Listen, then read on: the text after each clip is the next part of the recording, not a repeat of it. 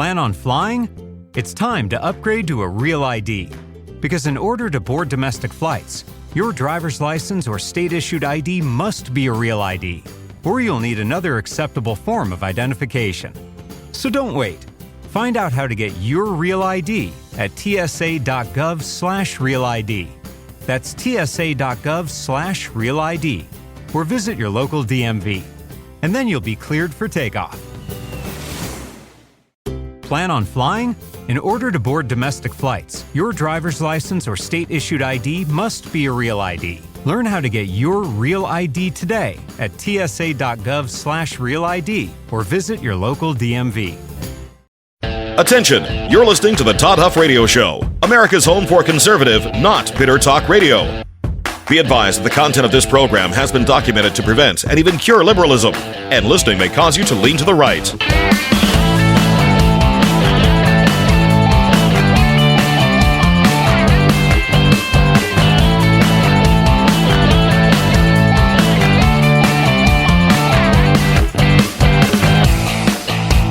Here's your conservative, but not bitter host, Todd Huff. Conservative, not bitter indeed, my friends. Welcome to today's program. It's a pleasure to be here. If you want to be part of the conversation, todd@toddhuffshow.com is the email. I welcome you to email your thoughts and questions and opinions. Just make it count, my friends. Once in a lifetime opportunity, no doubt.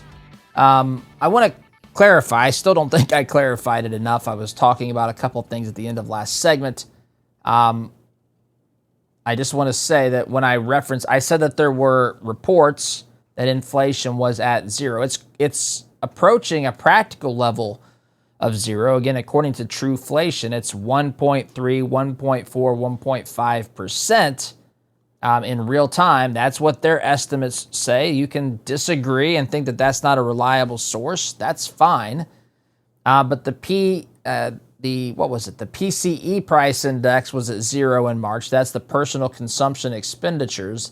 That's not what's typically, look, inflation, there's a bunch of numbers that are given to us by the government every month.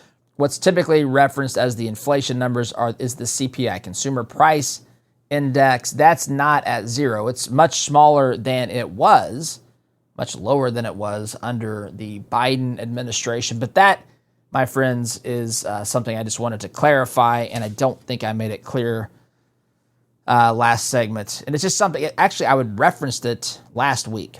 Anyway, all that being said, this hour, what I want to talk about is Trump versus Jasmine Crockett. Jasmine Crockett has become one of the spokespeople for the Democrat Party today. Jasmine Crockett, Bernie Sanders, AOC,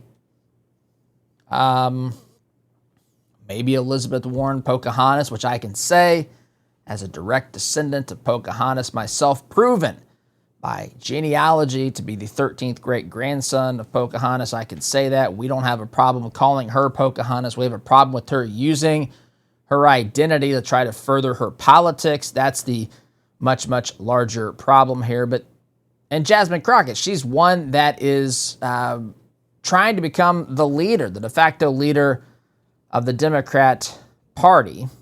And Trump spoke about her during that interview. I didn't get through all the interview that Trump gave to Kristen Welker of NBC News yesterday. I tried, and I told you to watch it. I recommended watching it if you could make the time to do so. Anyway, he referenced her. He called her a low IQ person.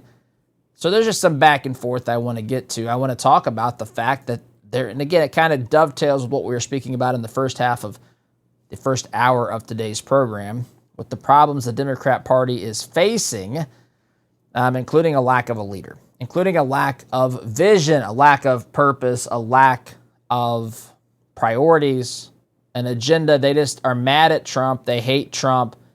And that's it. That's what they stand for. They stand against Trump. They don't have a vision to proactively do anything at this particular moment. Chuck Schumer's battling with Bernie Sanders. Bernie says that the Democrats have no unity. Chuck Schumer says, yes, we do. And Bernie says, around what? What are we unified around? We're not doing anything. To which I said Bernie Sanders is correct. Anyway, they're in disarray. They're looking for a leader. Jasmine Crockett thinks apparently that she's qualified to step up. I would welcome that, by the way. Anyway, we're going to talk about that as the program unfolds and get into other things as well, my friends. But before we do that, let me tell you about Kenai Fish. They're a family-owned company bringing you the absolute best wild-caught Alaskan seafood. I don't care where you live, landlocked state, double landlocked state, Nebraska, it doesn't matter, my friends. They can get you fresh, wild-caught Alaskan seafood. We're talking salmon straight from the Kenai and Castleoff rivers, sockeye, coho, and king salmon. Also, they've got halibut from the Gulf of Alaska, mild, sweet, perfect for grilling, baking, or even air frying.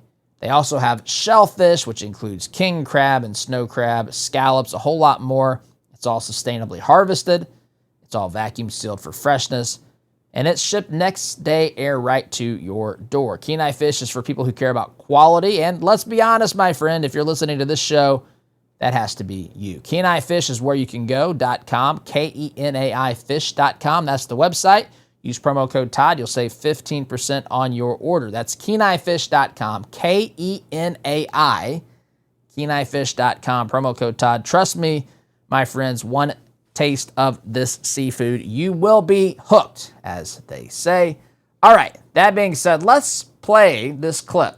This is Trump. This is President Trump during that interview with Kristen Welker over the weekend, talking about Jasmine Crockett, who's become one of the spokespeople, one of the leaders of the Democrat Party, de facto leaders, because they don't have any leaders. They don't have an agenda. They don't have a vision. They are in a terribly precarious situation right now. I'm not saying that it's over for the Democrat Party. Some people act like it is. They will eventually figure this out, as we've talked about previously. But right now, they're in a mess. And this is what Trump had to say about one of their leaders, Jasmine Crockett. I can't name one Democrat. I mean, I look at the Democrats, they're in total disarray. That's right. They have a new person named Crockett. I watched her speak the other day. She's definitely a low IQ person. And they said, she's the future of the party. I said, you got to be kidding me, Trump says. You got to be kidding me. This can't be real. Can't be real that Jasmine Crockett is the leader of the party. Jasmine Crockett did not like this. Jasmine Crockett, by the way, Congresswoman from the great state of Texas. She tweeted out or posted on X this. I think this is on X. She says this: for you to be in charge of the whole country, whole is capitalized, you sure do have my name in your mouth a lot. Referencing, I guess, the Will Smith, Chris Rock situation we had at the whatever event. What was that? The Grammys? No. Emmys? Oscars? I don't know what any of this stuff is, friends. None of it makes, I couldn't care less. A bunch of elitists sitting around giving awards to one another about which one wins the popularity contest. I could not care about that at all. It is literally not even on my radar. So the last one I picked at the Oscars. So remember, he made a joke, Chris Rock, about Jada Pinkett Smith, and Will Smith didn't like the joke. He said, keep my wife's name out of your mouth, and came up on stage and whatever transpired, smacked him, all that sort of stuff. Now Jasmine Crockett is saying, you, to President Trump, sure do have my name in your mouth a lot. She continues here with this post on X. Every time you say my name, you're reminding the world that you're terrified of smart, bold, black women telling the truth and holding you accountable. So keep talking. Why interject? I mean, I know why she does it. This is all they've got. They've just got race. She's got race and gender.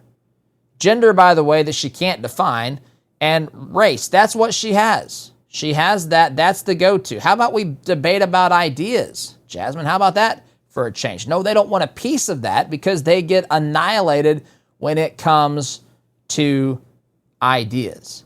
But it is absolutely astonishing, how ridiculous this has been. To substantiate the claim Jasmine Crockett says Trump talks about her a lot. He has talked about her in the past. This is Trump during an NRCC speech back about a month or so ago. Republican Congressional Committee dinner talking about Jasmine Crockett. Looking back, and I said before, the Democrats have taken a lot of beatings. They have lost their confidence. They've gone crazy. They have gone crazy. They absolutely have gone crazy, and this soundbite is frozen for some reason. They've gone crazy. Well, he says this, how about their new star, Crockett? Are they serious about that? That's their new star. If that's their new star, they're in serious trouble. That's what Trump says. They are in serious trouble. It's not just the fact that they don't have a leader. That is a problem here. It's not just the fact that they don't have ideas. That's a huge problem. They're also hemorrhaging young people.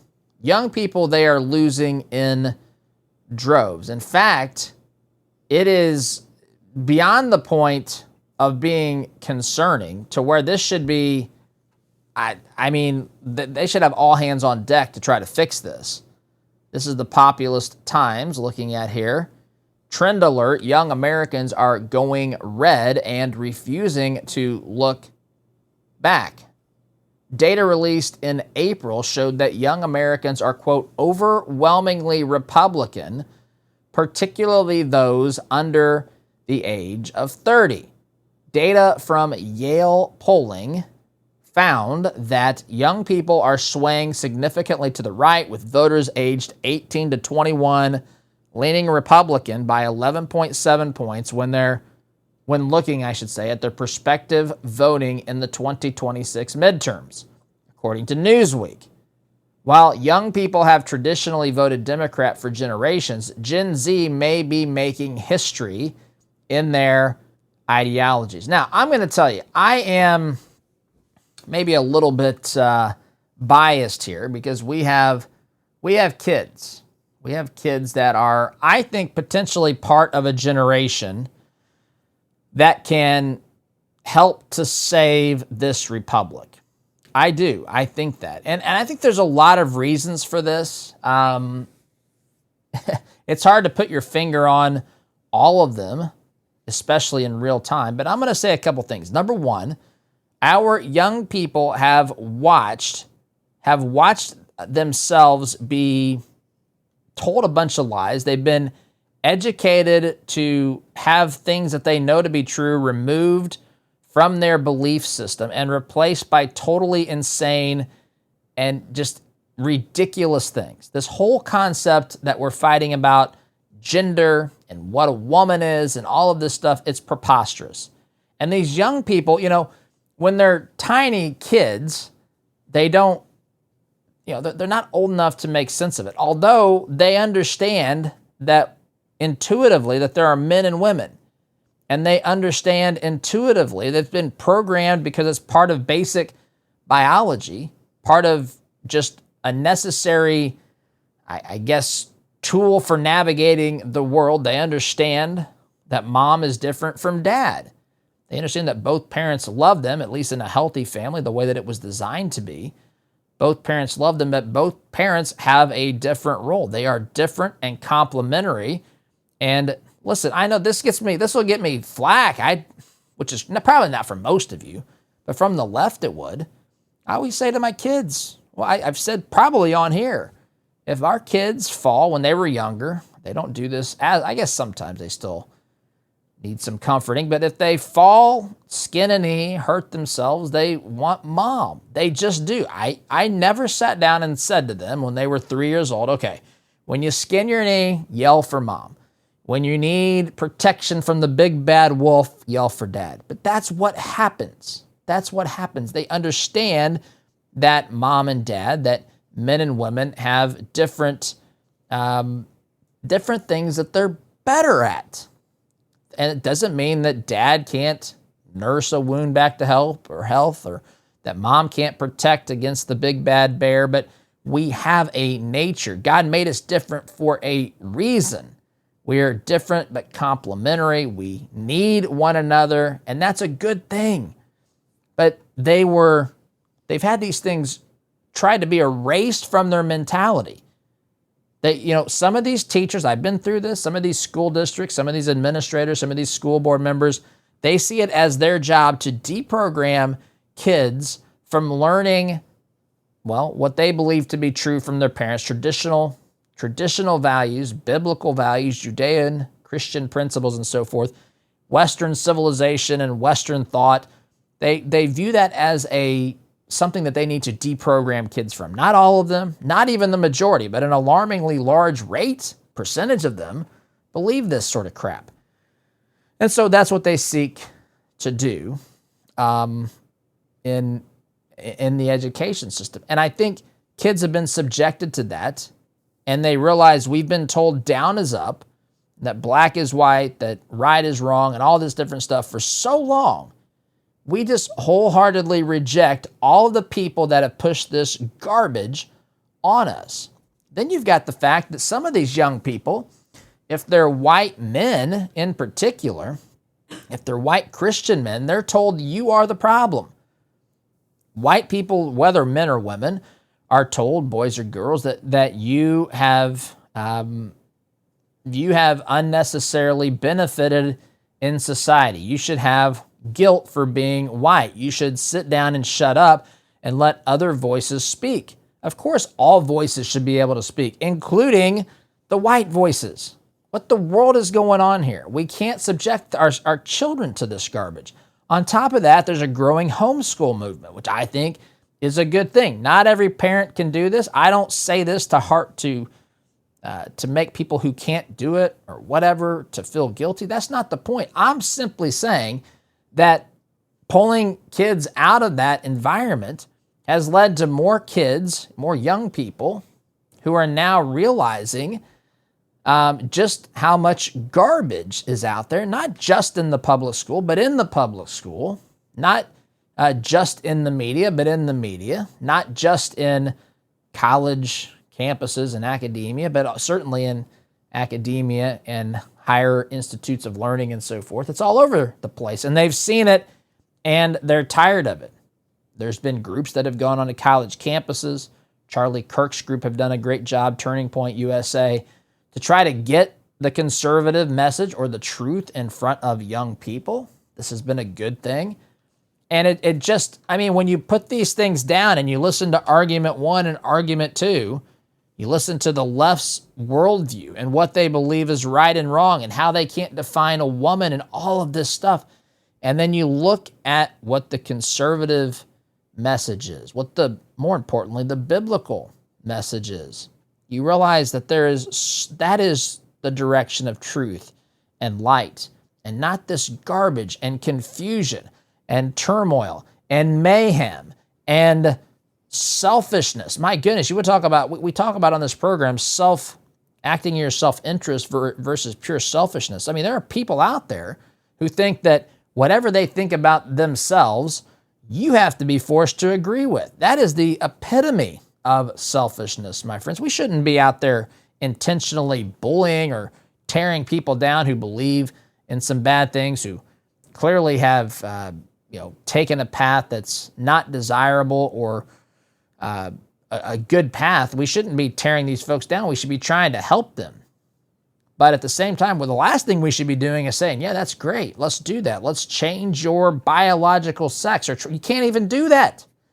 The young people have seen this. They've seen what this leads to. This leads to death. This leads to just moral depravity. They've watched this unfold. And I think that cannot be overstated. These folks are becoming more and more Republican. They've been told about the utopia that could exist if the radical left is allowed to lead and govern and legislate in this country. But all they see is that there's a lot of childish behavior, a lot of screaming, a lot of identity politics, which I referenced when I played the clip, or I read the tweet, I should say, from Jasmine Crockett. She brings up the fact that she's a black woman, as though that has anything to do with this. Trump is talking about this based upon the content of what she's saying, based upon her ideas, based upon how she behaves. She walks around proudly. I've seen her wearing the shirt. What was the thing she said about Marjorie Taylor Greene, who, by the way, I'm not here to say Marjorie Taylor Greene's always in the right with how she behaves. I remember this ridiculous showdown we had between her, Jasmine Crockett, and AOC a year or so ago, where she was commenting on Jasmine Crockett's eyelashes, and Jasmine Crockett said, bleach, blonde, bad built, butch body, or something like that. She wears t-shirts. By the way, Jasmine Crockett initially said I wouldn't, acted like she wasn't talking about Marjorie Taylor Greene. And now I think I've seen her wearing a t-shirt that says it. I think you might be able to buy them. I'm not sure. But the point is they've watched this crap their entire lives. And then on the other side, they've seen Trump. I mean, folks, if you're 20 years old, Trump's been in your life, at least in your political life, in your country's leadership now, for half of someone's life. This is what they've known. And they compare what Trump says to some of the garbage that they hear, some of the garbage they've been taught, some of the trashy junk that's been shoved down their throats at school and everywhere else in society, on social media. They've watched the Dylan Mulvaney's of the world. They just have watched all of this stuff. And I think a lot of them have realized it leads not to anything good. It is not built upon truth and goodness. It's built upon a lie. It's built upon some really, really morally depraved ideas and a totally bankrupt worldview. And so they're coming to the Republican Party. And it's a remarkable thing to witness. It is. I've shared on here before, I know some young people, some teenage boys, a lot of them, I shouldn't say a lot, I guess I can say a lot of them wear, Make America Great Again hats or whatever. They'll order them. Their friends will have them. They're not ashamed and they're not afraid to speak out here on what they believe. Trump has had a magnificent impact on encouraging people to engage in the political discourse, in the political fight. I'm not talking about violence, just the political battle we're having here in this country. He's done a remarkable job at inspiring people to do that. And these young people have seen that this sort of willingness to engage in the fight, the willingness Trump has to say what he believes and to double and triple and quadruple down, to not back down when he's attacked or assaulted or maligned or sued or charged criminally or whatever. They see this as kind of inspirational and motivational. I think there's a lot of that going on here as well. So, young people are going to the Republican Party. They're moving away from Democrat. This used to be, MTV used to have the Rock the Vote movement. The reason they had the Rock the Vote movement was because they wanted young Democrat voters to go out and vote for these liberal candidates. Be interesting to see if they still move in that direction. So, they have no leader in the Democrat Party. They have no ideas. They have no unity. And they're hemorrhaging young people, my friends. That being said, I'm at the end of this, the first segment of hour 2 of our program. I appreciate you hanging in there with us. We're going to take a quick time out. Hang in there through this break, my friends. We'll pick it up on the other side. You're listening here to Conservative Not Bitter Talk. I'm your host, Todd Huff. Back in just a minute.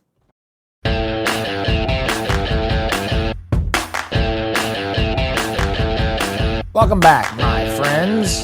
So, other reasons the Democrat Party is in disarray include this headline. This is JustFactsDaily.com. Headline: misinformation about the arrest of Judge Hannah Dugan.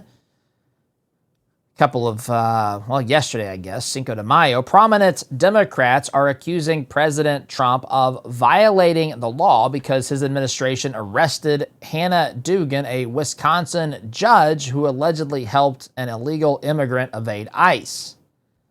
U.S. Senator Cory Booker, Spartacus himself, fresh off of the make-believe filibuster, fresh off of his 12 hours of sit-in protest on the steps of the U.S. Capitol, declared that Donald Trump is waging an all-out assault on the rule of law because the FBI took the extreme and dangerous step of arresting a sitting judge as part of Trump's playbook for punishing judges when they don't fall in line. That, my friends, is not what happened here, as the article will point out and as we will discuss. So I want to get into this, but I also want to take a moment here. I should have done this off the top, so bear with me. But Freedom Marketplace is a place where you can go, owned and operated by those of us here at the program, where you can go to find conservative businesses pushing in the same direction that you are. It is disheartening, it is aggravating to find out that places that you are spending money are taking profits from that money and giving it to these lunatics like Spartacus here,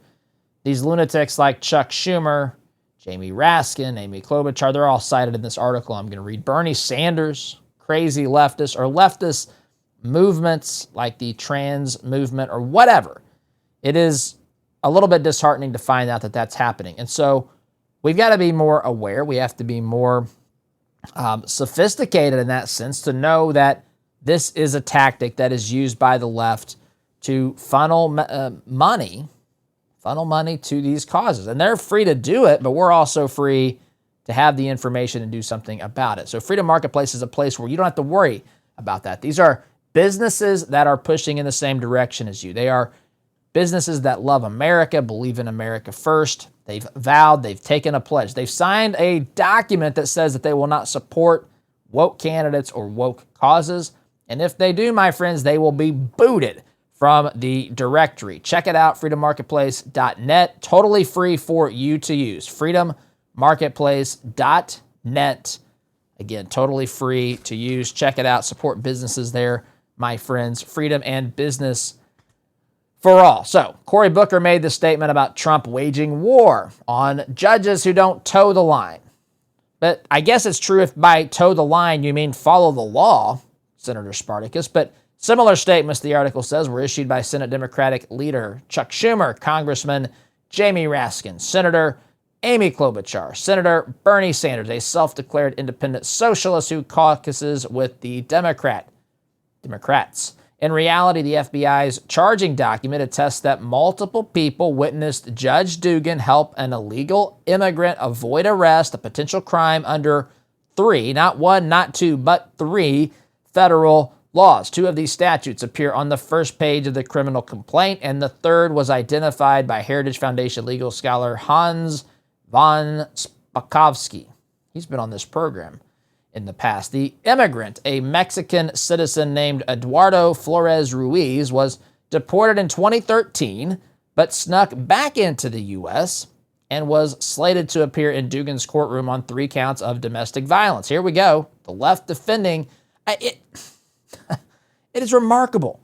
They are protecting violent people just because they're not from this country. They have lost all ability to critically think. My friends, the official criminal complaint against Flores Ruiz documents that he purportedly strangled a man and punched him in the face and body with a closed fist approximately 30 times. I mean, who hasn't, my friends, strangled a man and punched a man with a closed fist 30 times? I mean, that's just a mistake. That's like misspeaking, isn't it? And he struck a woman, allegedly, in the forehead and arm with a closed fist before shoving her into the kitchen, causing her to fall. Seems like a really, really good dude. Thus, the broadsides of Booker and the other high-profile progressives bear no resemblance to the facts of this case.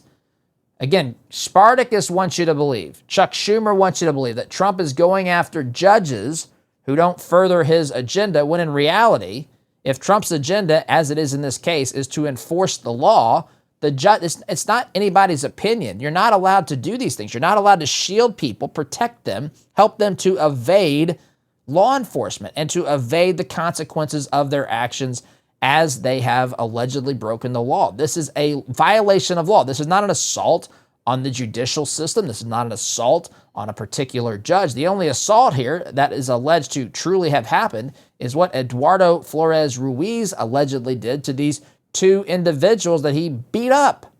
This is remarkable. The degree to which these clowns in Congress try to virtue signal and engage in political theater to try to make Donald Trump look like something he's not, to try to create a political narrative that's rooted in complete falsities. That is what is going on here. For instance, Tom Hartman, the nation's #1 progressive talk show host, reported federal agents, without even having the decency of a signed warrant, stormed into Judge Hannah Dugan's courtroom on Friday morning and dragged her away like a common criminal.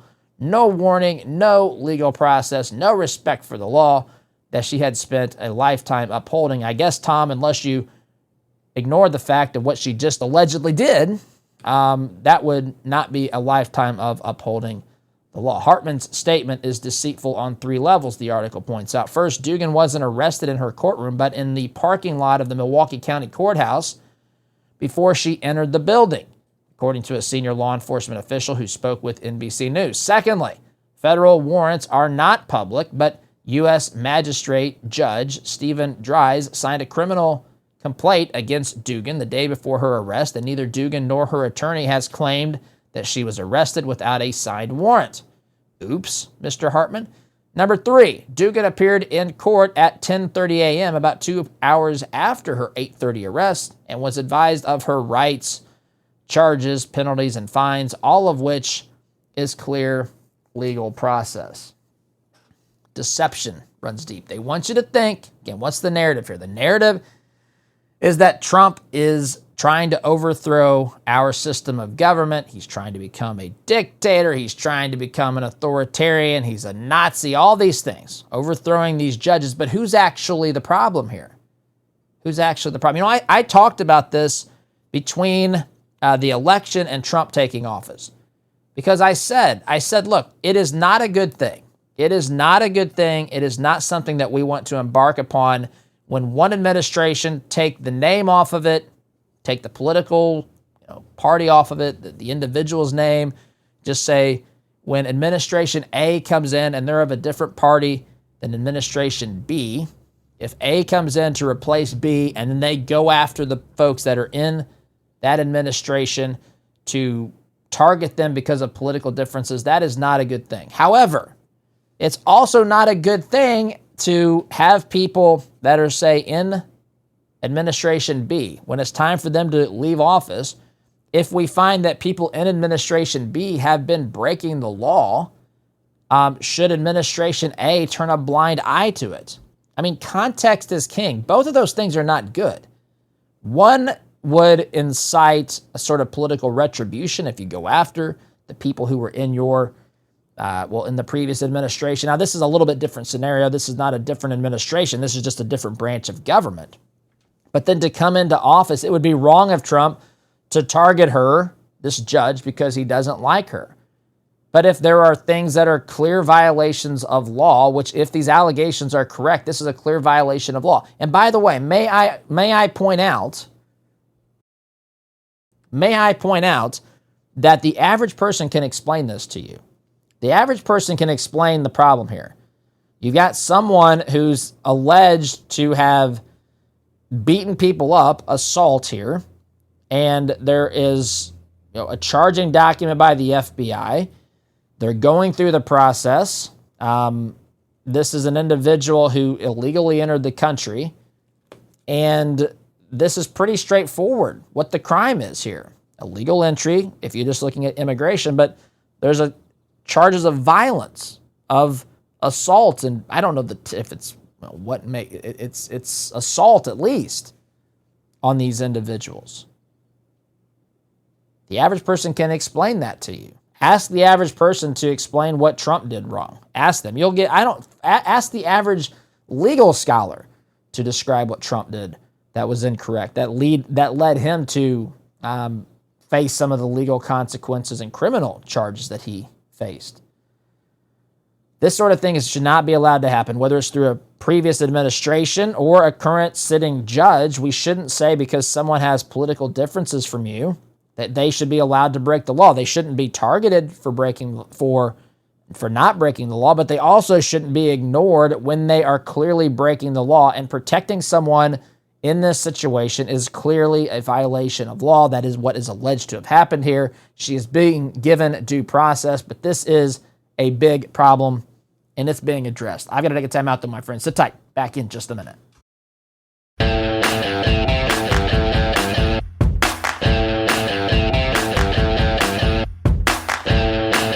Welcome back, my friends. Third and final segment of today's program, hour number 2.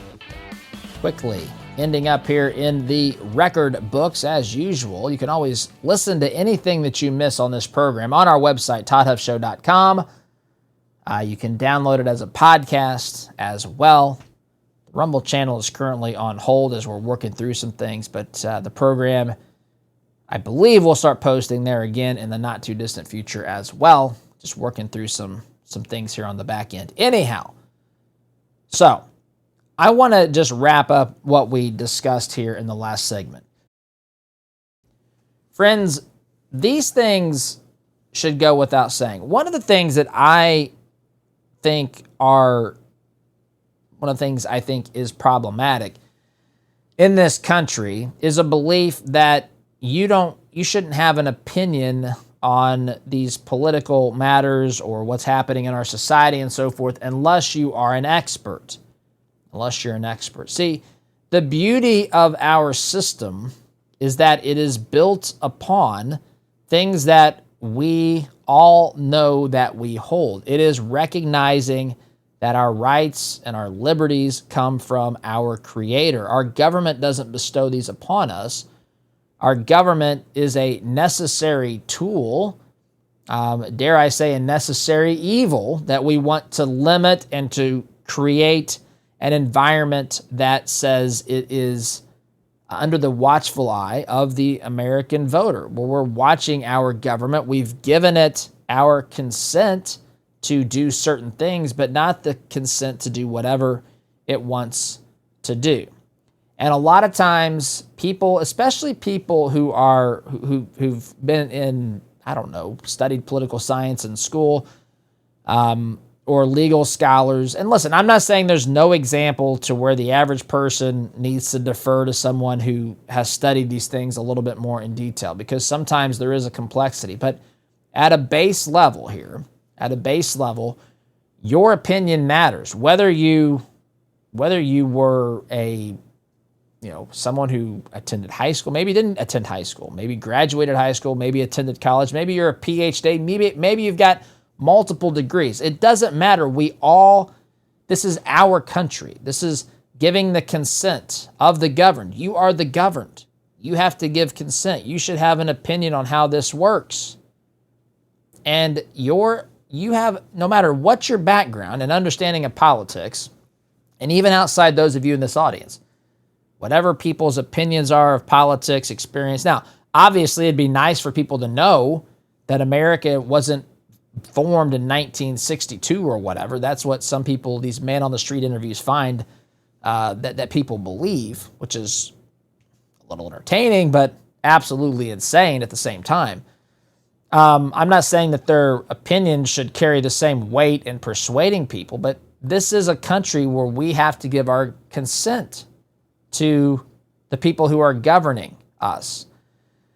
And it is perfectly understandable from a common sense perspective that using the government either as a tool to target people who disagree with you politically is a bad thing, or to say, hey, because I'm on the other side of the political aisle as you can't come after me even though I've clearly broken the law. That's also a bad thing. We all are familiar with Lady Justice, blindfolded, holding the scales, doesn't care who the person is that's been charged. They're not looking at, Lady Liberty is not looking at the individual to see what socioeconomic class he or she is in, what political party they belong to. It's looking, just weighing the facts of the case. And the facts of this case against this judge are problematic.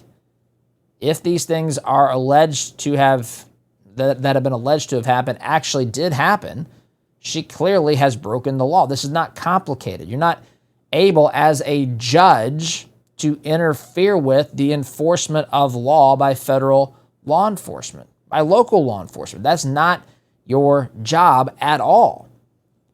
But yet we have people who are now justifying this. You have people, you want to talk about destroying our democracy? Again, it's not a straight democracy, a pure democracy, but if you want to use those terms, but then you're supporting this, those things are not reconcilable. You can't have rogue judges acting outside the law that was written by people who were duly elected by the people. That these laws were signed into law by, if it's a federal law, the president, if it's a local or a state law by the governor. This is not acceptable behavior. We all know this. We don't need some legal scholar to explain this. And I would like to see more of this in our society, an appeal to people's sense, an appeal to people's basic fundamental common sense, which has been completely absent in our government for a long, long time. We're told to accept all sorts of things, like the number of people that are in the Social Security database that are way too old. Way too old. Why are they in there? Why are they in there when they're clearly deceased? Why are we told to accept that? Why are we told to accept that Sesame Street in Baghdad being funded by taxpayer dollars is a good use of taxpayer dollars? Why are we told? Why do we believe this stuff? This is preposterous. Common sense demands that we not fall into the trap of believing these things. Common sense demands that we be people responsible who know how to think, who can think out these things, even if we come to different conclusions. Not just buy these ridiculous, superficial, stupid arguments that literally takes 1 second to see that what Cory Booker's saying is not the case, my friends. These people are political opportunists. They're liars and deceivers, and I've got to go. SDG.